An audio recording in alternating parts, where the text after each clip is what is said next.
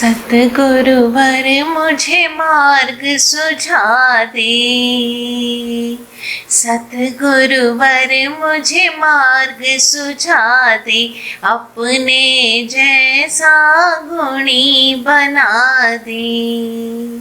धन नहीं मांगू तन नहीं मांगू, कुटुंब कबीला जन नहीं मांगू, मन की लहरें बड़ी प्रमादी, मन की लहरें बड़ी प्रमादी, शांति सुधा कर उन्हें बुझा दे, अपने जैसा गुणी बना दे।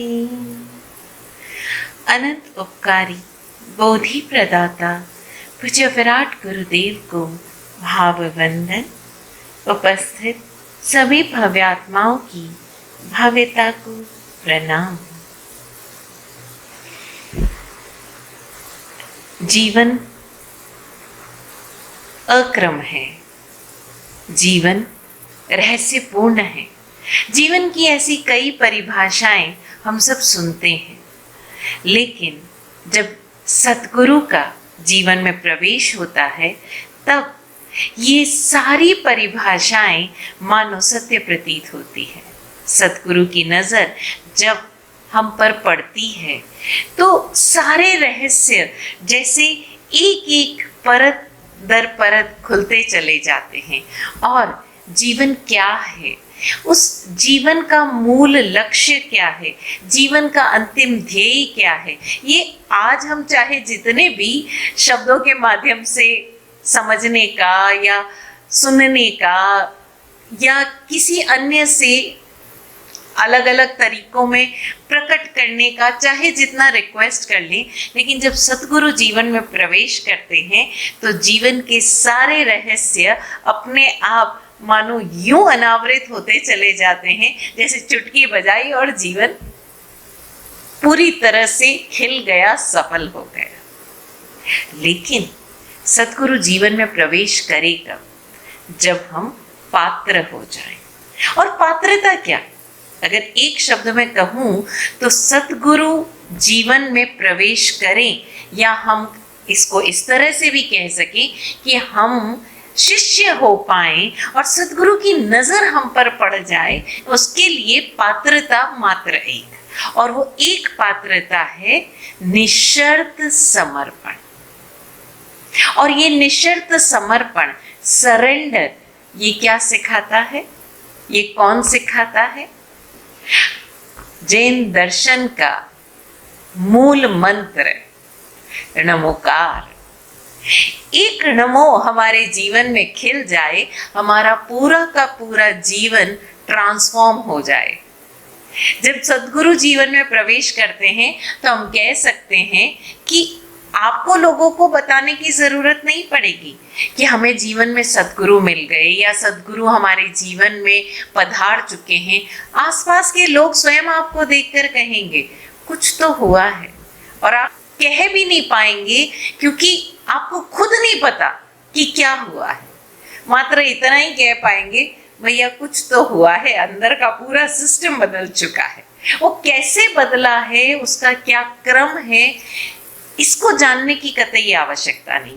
मैं आज अभी जो कुछ भी बोलने वाली हूँ ये आप सबके समय समय पर जो मुझे प्रश्न मिले हैं व्यक्तिगत रूप से ग्रुप में, मैं कोशिश करूंगी कि उन सारे प्रश्नों को उत्तरित करते हुए इस सत्र में आगे बढ़ूं। तो सतगुरु जीवन में प्रवेश करे उसके लिए पहली शर्त है निशर्त समर्पण। और वो हमें कौन सिखा रहा है? नमो का भाव, नमोकार। उस समर्पण में कोई शर्त नहीं कि अरे बाबा अरहंत कौन? जो मेरे जैन दर्शन के उन नियमों के उसमें फिट बैठते हो, जिन्होंने मोक्ष इस रूप में अंगीकार किया हो, जिनके जीवन में मोक्ष इस रूप में प्रवेश आया हो कि उन्होंने जैन भागवती दीक्षा अंगीकार की, प्रभु महावीर के शासन काल में वो निर्वाण प्राप्त हुए, या प्रभु महावीर के सानिध्य में उन्होंने मोक्ष की साधना की। मैं मात्र उनको अरहंत मानता हूँ और मात्र ऐसे अरहंतों को मैं नमन करता हूं। यहां शर्त का कोई काम नहीं, निशर्त समर्पण। और समर्पण किसके प्रति है? ध्यान देना, अरहतता के प्रति। अरहतता मात्र अरहतता है, उसके आगे या पीछे कोई संप्रदाय, कोई आपके डूज एंड डोंट्स नहीं है। तो ध्यान दें कि जीवन को अगर आमूल चूल परिवर्तित करना है, जीवन में अगर एक्सपोनेंशियल सक्सेस हासिल करनी है, जो सबको करनी है, जो सबको चाहिए कि आपको जीवन में हर क्षेत्र में सक्सेस चाहिए। हमें जीवन में समृद्धि भी चाहिए, हमें जीवन में प्रतिष्ठा भी चाहिए, हमें जीवन में नाम भी चाहिए, हमें बहुत कुछ चाहिए, लेकिन उन सब को पाने का एकमात्र मार्ग है नमोकार। तभी इस सत्र का नाम हमने दिया नमोकार दे जीवन को आकार। वो जीवन को आकार कौन दे रहा है? आपके भीतर का नमोभाव। फिर समझना इस बात को कि नमोकार मंत्र को आप बैठकर जाप कर लेंगे, रट लेंगे, उसका कैलकुलेशन कर लेंगे। आज मैंने 11 माला फेरी, यानी 11 × 108 फला फला ये नंबर आया, तो मैंने इतने नमोकार कर लिए। मैं 1,11,000 बार नमोकार कर लूंगा तो मेरे जीवन में ये हो जाएगा, मेरा ये काम सफल हो जाएगा, मेरी फला डील फाइनल हो जाएगी। तो रुकिए, ठहरिए। ये मात्र एक डायमेंशन, मात्र एक आयाम में आप सफलता प्राप्त कर रहे हो। अरे नमोकार तो खजाना है, ये तो 360 डिग्री के आयाम में आपको सफलता दिला सकता है। फिर किसका इंतजार कर रहे हो? निशर्त समर्पण हो। और निशर्त समर्पण किनके प्रति हो? इन 5 पदों के प्रति। और इन 5 पदों में जो क्वालिटीज हैं, जो गुण हैं, वो गुण अगर आप गौर से करें तो जीवन को आकार देने के लिए यही सारे गुणों की आवश्यकता है। हमारा पहला नमन किसके प्रति? अरहतता के प्रति। अब हम जैसे जैसे एक तरह से इन सारे सूत्रों को रिवाइज कर रहे हैं, समराइज कर रहे हैं, तो हम इसको 2 दृष्टि से करें। हमारे लिए क्या करणीय है, कहाँ पर हमें ध्यान देना है, in short what are the dos and what are the don'ts, इन पर हम ध्यान दें। तो ध्यान दीजिए, नमोकार का साधक, अरहंत को नमन करने वाला साधक, वो क्या कर रहा है? वो मात्र और मात्र योग्यता को नमन कर रहा है। उसकी दृष्टि किस पर टिकेगी? योग्यता पर। जहां जहां अयोग्यता दिखाई दे रही है, कमी दिखाई दे रही है, वहां से अपनी दृष्टि हटाओ। 2 तरफा हमें साधना करनी होगी, 2 तरफा हमें चलना होगा। ये भी ध्यान देना होगा कि हमें क्या करने योग्य नहीं है और क्या करने योग्य। अब ये करना शब्द जो है ये मात्र क्रियात्मक नहीं है। शब्दों को लिटरेरी मीनिंग में ना देखें, एक वाइडर मीनिंग में समझें कि इसका अर्थ है कि हम जब भी बात कर रहे हैं तो हमारा ध्यान, हमारी दृष्टि किस पर टिके? योग्यता पर। वो योग्यता किस में भी हो सकती है। और हमारी दृष्टि किस पर नहीं टिकनी चाहिए, किस पर नहीं ठहरनी चाहिए? वो है अयोग्यताओं पर, कमियों पर, किसी की गलतियों पर। अगर हमारी दृष्टि इन पर ठहरती है तो ध्यान देना कि आपका समर्पण, आपकी दृष्टि किस पर जा रही है, और वही जीवन में मल्टीप्लाई होती चली जाएगी। आपको क्या मल्टीप्लाई करना है? किसी की कमी, किसी की गलती या किसी की योग्यता। अभी मैं कुछ दिनों पहले की बात कहूँ कि मैं कहीं पर किसी एक इंस्टीट्यूशन में थी। मैं रोज़ाना, कुछ दिनों के लिए थी, मैं रोज़ाना एक लेडी को बस से उतरकर चलते हुए देखती थी। तो वहाँ अलग अलग लेवल्स के, यानी टीचर्स भी थे, मैनेजमेंट स्टाफ भी था, बहुत अलग अलग तरह के लोग थे, और उसमें ये एक लेडी भी चलते हुए आती थी। मैं रोज उस लेडी को देखती थी, और जो उसकी बॉडी लैंग्वेज थी, अचानक एक दिन मेरे साथ कोई लड़की चल रही थी। मैंने उस लड़की से कहा, मैंने कहा तुम्हें नहीं लगता कि ये लेडी कितनी स्ट्रांग है, ये क्या पोस्ट पर है, क्या चल रही है, उसके जीवन में कितना कॉन्फिडेंस है, ये लेडी जरूर डिसिसिव होगी। बाद में उस लड़की ने मुझे बताया कि आपको पता है ये लेडी यहाँ पर एक मेड है, 4th क्लास सर्वेंट है, आप उसे कुछ भी समझ सकते हैं। She is not on any managerial post, not on any teacher post.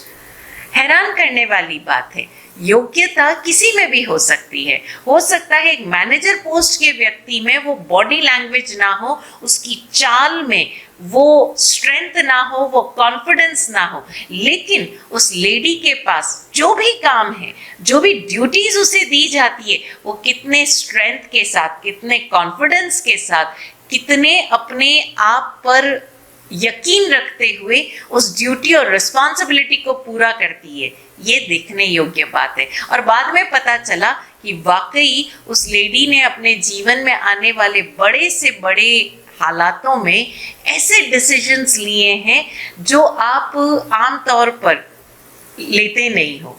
Very strictly she reacted and responded. तो छोटी छोटी बातों पर ध्यान दीजिए कि अगर आपको किसी का बॉडी लैंग्वेज समझ में आ रहा है, आप उसे धन्यवाद दीजिए, आभार ज्ञापित कीजिए, उस गुण के आप गुणग्राही बन जाइए।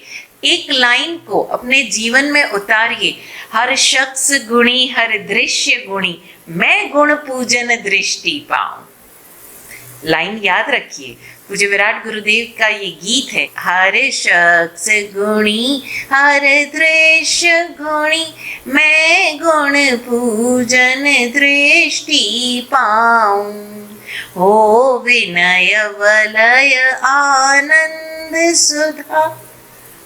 अगर हमारी दृष्टि गुण पूजक है, अगर हम हर शख्स को गुणी देख पाते हैं, हर दृश्य में गुण देख पाते हैं, यानी समझ लेना हम नमोकार के साधक हैं। आपका प्रश्न है ना, अभी कल या परसों किसी का प्रश्न था कि हमारे जीवन में हम कैसे नमोकार मंत्र का जाप करें कि हमारे जीवन में, हमारे मन में वो एकाग्रता आए, हम ज़्यादा से ज़्यादा कैसे उन भावों में रहें। सिंपल सी बात है, आपको नमोकार जपने की ज़रूरत नहीं है, बस अपनी दृष्टि परिवर्तित कर लीजिए। और दृष्टि परिवर्तित करने का तरीका क्या कि याद रखिएगा ये बात, जैसे ही किसी की गलती पर नजर जाए अपने आप को टकोरिए, हर शख्स गुणी, हर दृश्य गुणी, मैं गुण पूजक दृष्टि पाऊं। दुनिया ऐसी ही है और ऐसी ही रहेगी, ये संसार है, इसके अनेक अनेक रंग रूप है। हमारी दृष्टि किस रंग और रूप पर टिकती है, इसका निर्धारण हमें करना है। अगर ऐसा होगा तो क्या होगा, विनय का वलय बनेगा, यानी हमारे जीवन में हम विनयी हो पाएंगे। विनयी यानी बिना किसी ओपिनियन के, बिना किसी जजमेंटल नजर के। तो ध्यान दीजिए, नमोकार का साधक क्या कर रहा है, मात्र अपनी दृष्टि योग्यता पर टिका रहा है, अयोग्यता से हटा रहा है। दूसरा पद, हमारा समर्पण किसके प्रति है, परम शुद्ध बुद्ध मुक्त अवस्था के प्रति। तो जहां जहां कोई हमें बांध रहा है तो चेक करना, क्या हम तो किसी को नहीं बांध रहे हैं। तो हमें क्या नहीं करना है, हमें किसी को भी अपने शब्दों से, अपने कार्यों से या अपने भावों से बांध के रखनी। ये मेरा है, ये मेरा और मैं वाला भाव जैसे जैसे छोड़ते चले जाओगे, आप देखोगे कि ज्यादा लोग आपसे कनेक्ट हो रहे हैं। हमारी प्रॉब्लम क्या, हम या 1 या 2 पर अटक जाते, यहाँ पूरी सृष्टि हमसे कनेक्ट होने को तैयार है। तो ध्यान देना, हमें बंधना नहीं, बांधना नहीं। और हमें अपने गोल पर पहुंचने के लिए क्या करना है, अपनी तो कमियों को देखना है और दूसरों के गुणों को देखना है। अपनी कमियों को देखना है और दूसरों के गुणों को देखना है। तब क्या होगा कि हमारे दोषों की धीरे धीरे शुद्धि होती चली जाएगी। और जैसे जैसे हम शुद्ध होते चले जाएंगे, हम अपने अज्ञान को जानते चले जाएंगे, हमारे भीतर ज्ञान प्रस्फुटित होगा, तो परम शुद्ध बुद्ध और मुक्त अवस्था को हम प्राप्त कर पाएंगे। अब ये दो है देव पद, जैसा हमने पहले भी बात की, यानी ये हमारे जीवन में अप्रत्यक्ष रूप से मौजूद है। जब अप्रत्यक्ष रूप से मौजूद है तो अगर आपकी आंखों के सामने, नजरों के सामने कोई प्रतिमा या कोई मूर्त या कोई आकार नहीं आता है, कोई बात नहीं, आंख बंद कीजिए और पूरे भाव से नमो अरहंताणम कहिए। इस सृष्टि में जितने भी अरहंत हैं उन सब के प्रति आप बिना किसी कंडीशन को नमन कर रहे हो, सभी अनंत सिद्धों को नमन कर रहे हो। तीसरा पद जो प्रत्यक्ष है, आचार्य, फिर समझना, अगेन बार बार इस चीज को हमने रिपीट किया है और जोर दिया है, किसी भी संप्रदाय के आचार्य से यहाँ मंतव्य नहीं है। किसी भी लीडर में, चाहे वो परिवार का लीडर हो, चाहे किसी इंस्टीट्यूशन का, जिसमें भी वो आचार्य के गुण हैं, और वो आचार्य के गुण क्या है? दृढ़ संकल्प शक्ति, विशाल संघीय चेतना, कुशल प्रशासनिक क्षमता। वो जानता है कि मेरे इस पूरे ग्रुप में कौन कौन कैसे कैसे किसमें कितनी योग्यता है और किसमें कितनी अयोग्यता है। वो अयोग्यता को हाईलाइट नहीं करता आचार्य, वो क्या करता है, जिसकी जैसी योग्यता उसे वैसी ही साधना देता है। जीवन के क्षेत्र में एक आचार्य क्या करेगा, एक लीडर क्या करेगा कि उसके टीम मेंबर में जिसमें जैसी योग्यता है उसे वो वही कार्य क्षमता उसकी देखकर उसे वही कार्य करने की जिम्मेदारी देगा। उसी तरह से हम अपने भीतर के उस आचार्य गुण को विकसित करें, हम अपने भीतर वो दृढ़ संकल्प शक्ति पैदा करें। वो दृढ़ संकल्प शक्ति किन किन कारणों से टूटती हैं ये जाने, और हम अपनी सारी योग्यताएं, अपनी सारी क्वालिटीज, अपनी सारी कमियों और गलतियों को देख पाएं और जान पाएं, और किसे कितना महत्व देना है, किसे कितनी प्रायोरिटी देनी है ये जाने, और सभी को साथ लेकर चलें। ये गुण आचार्य में है। आचार्य के साथ याद रखना, गणेश की प्रतिमा, आचार्य के गुण गण के ईश का गुण है, यानी आंखें छोटी, पैनी दृष्टि, दूर दृष्टि। तो ये दूर दृष्टि अगर हमें जीवन में विकसित करनी है तो ध्यान देना, नमो आयर्याणम, कान बड़े, सबकी सुन लेना, लेकिन अपने भीतर प्रभाव उसी का जाने देना जो आपके लिए उचित व योग्य हो। नाक बड़ी, यानी आने वाले कठिनाइयों को, समस्याओं को पहले ही सूंघ लेना। पेट बड़ा, सारी बातों को पचा लेना। ऐसा नहीं कि इसकी बात सुनी और इधर उगली, उसकी बात सुनी और उधर उगली, ना, पेट बड़ा, सारी चीजों को पचा लेना। ये है आचार्य के गुण। जब भी आचार्य सामने आए, गणेश की प्रतिमा अपने सामने लाइए। अब ये प्रतिमा प्रतीकात्मक है, यहाँ हमारा मंतव्य किसी पर्टिकुलर भगवान या भगवान के आगे, हे भगवान मुझे ये कर देना, दीन दृष्टि से नहीं है। हमें उन गुणों की तरफ दृष्टि डालनी है, उन गुणों को अपने जीवन में विकसित करना है। क्योंकि हमारे सामने एक आकार है तो आसानी हो जाती है उन गुणों को अपने जीवन में उतारने से। आचार्य परिवार का हो सकता है, किसी प्रोफेशनल ग्रुप का हो सकता है, धर्म संप्रदाय का हो सकता है, कहीं भी हो सकता है। जिसमें भी वो लीडरशिप के गुण हैं, वो पूरे संघ को साथ ले चलने का भाव है, वो है आचार्य। नमो उवज्झायाणम।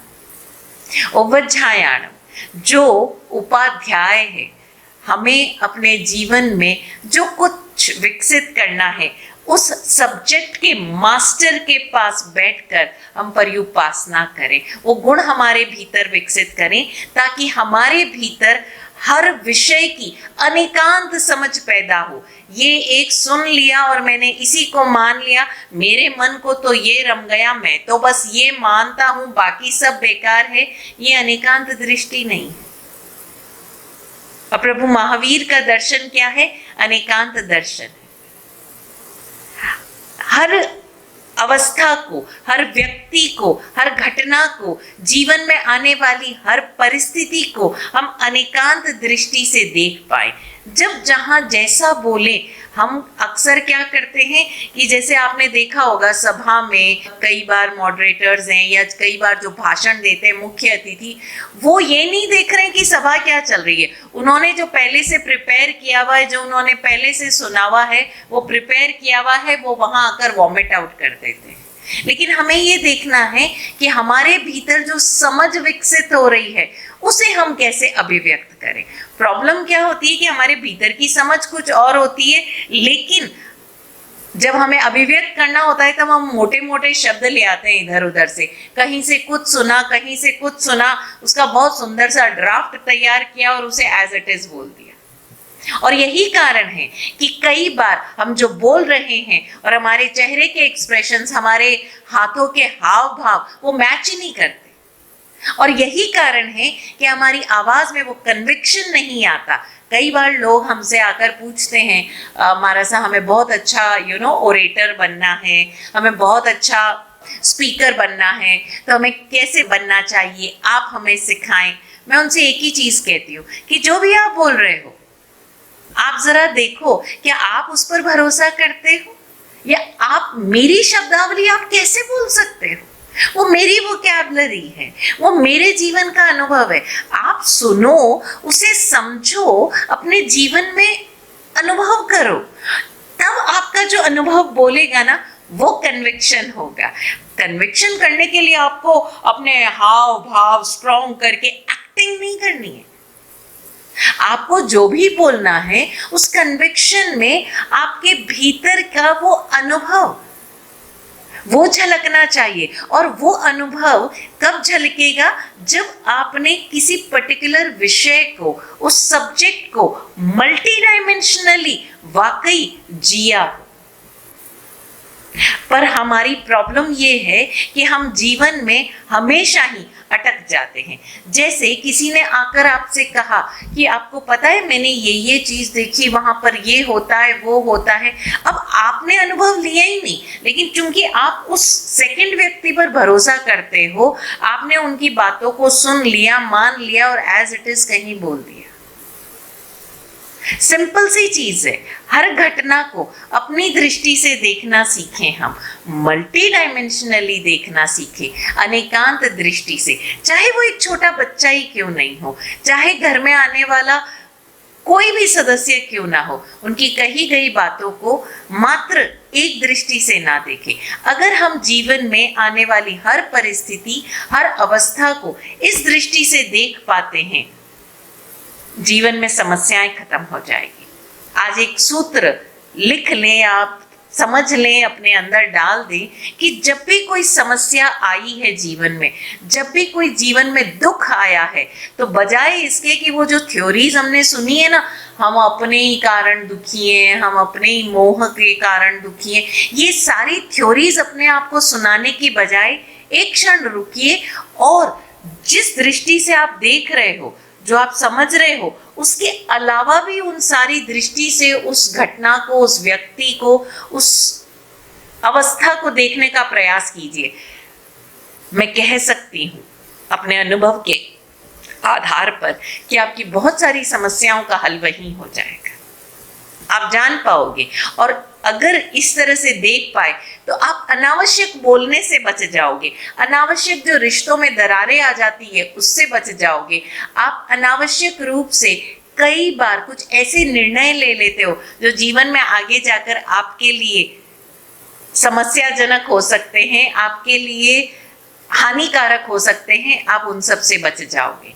और इन सब के बाद एडमो लोए सब्व साहुणम, सबसे महत्वपूर्ण पद, ध्यान दीजिएगा, हमने बात की है इस पर और बहुत डिटेल में कि साहू पद किसी वेश का मोहताज नहीं है। साहू यानी अंदर और बाहर एक जैसा, सिंपल, सरल, जो सबसे सरल है, लेकिन जो बंधा हुआ है, रिजिडिटी में बंधा हुआ है, वो साधु नहीं है। वो वेशधारी हो सकता है लेकिन वो साधु नहीं है।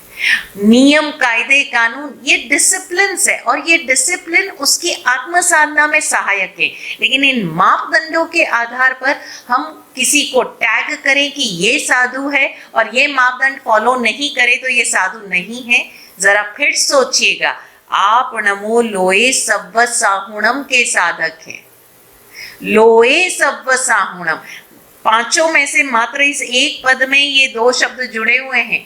लोए, इस पूरे लोक में, देवलोक, नरक लोक, तिर्यंच गति, सब जगह जो भी साधु है, वेशधारी साधु नहीं, वो जिनके जीवन में सम्यक्त्व है, जिनके जीवन में समता भाव है, सरलता है, निर्दोषता है। और जब सरलता और निर्दोषता है तो तनाव नहीं है। लेकिन अगर किसी को तनाव है, हाय ये मैंने कर दिया, मेरी साधुता भंग हो गई, मैं ऐसे नहीं करूंगा तो लोग मुझे साधु नहीं समझेंगे। अरे जिसकी साधुता लोगों के समझने की मोहताज है, आप खुद सोचिए, क्या वो साधु है? लोगों के मानने से जो स्वयं को साधु मान रहा है, लोगों के नहीं साधु मानने पर जो कुंठित हो रहा है, जो डर रहा है, क्या किसी की साधुता किसी और के मानने और मनवाने की मोहताज हो गई? साधुता भीतर की अवस्था है। तो इस लोक में जितने भी साधु हैं, अब हमारी और आपकी दृष्टि अभी शायद इतनी परिपक्व नहीं हुई है, न हम केवल ज्ञानी है, न मन पर्यव ज्ञानी है, हमें कैसे पता कि किसके भीतर कितनी साधुता है। लेकिन एक बात तो तय है, कुछ परसेंट साधुता तो सब में है, राइट? और हम लोए सव्व साहुणम के साधक हैं। तो हम कैसे हैं? जहां जहां साधुता है उनको नमन। हमें नहीं पता कि किस वेश में आ जाए राम रे, न जाने किस वेश में मिल जाए राम रे, राइट? न जाने किस वेश में गुरु मिल जाए। जरूरी नहीं है कि वो व्हाइट चोगा पहनकर आएगा तो ही मेरा गुरु होगा, वो दिगंबर होगा तो ही मेरा गुरु होगा, वो भगवाधारी होगा तो ही मेरा गुरु होगा। ये कंडीशंस जो डाल रहा है, अभी तक वो शिष्य ही नहीं हुआ है। जब वो शिष्य ही नहीं हुआ है तो गुरु कहां से आएगा उसके जीवन में? खाली हो जाओ, आवाज दो, पुकार लगाओ। इस सृष्टि में गुरु तत्व हर क्षण मौजूद है। जरूरी है तो मात्र और मात्र शिष्य होने की वो पात्रता विकसित करो। और वो पात्रता विकसित करने का जो सीक्रेट है वो है नमो लोए सव्व साहुणम। हम नमो करना सीख जाएं। इस जगत में चारों तरफ जिस रूप में साधुता है उनके प्रति, इसके सामने झुके तो हमारा मिथ्यात्व लग जाएगा, इसके सामने झुके तो हमारा संकित भंग हो जाएगा।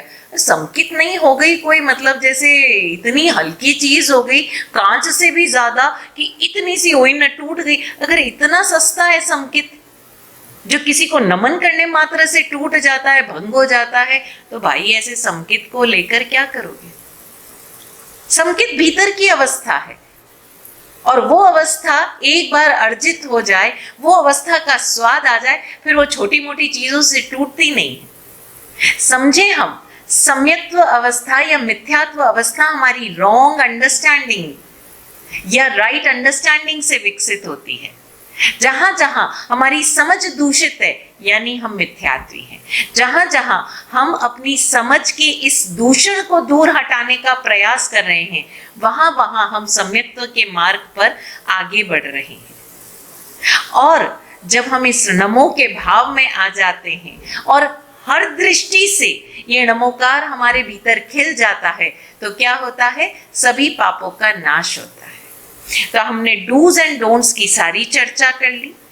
फिर एक बार मंत्र और सूत्र रूप में हम बात करें। किसी को मंत्र रूप में इसकी साधना करनी है, फिर ध्यान दीजिएगा, हमने बात की थी पहले सेशन में, नमो जितना मंत्र रूप में आपको असर करेगा या जितना मंत्र रूप में आपको घटित करना है, उसके साथ साथ आपके भाव भी होना जरूरी है। हम तो अड़े रहें, बाहुबली को याद कीजिए, एक भाव अहंकार का उनकी इतने सालों की तपस्या को भी लील गया, राइट?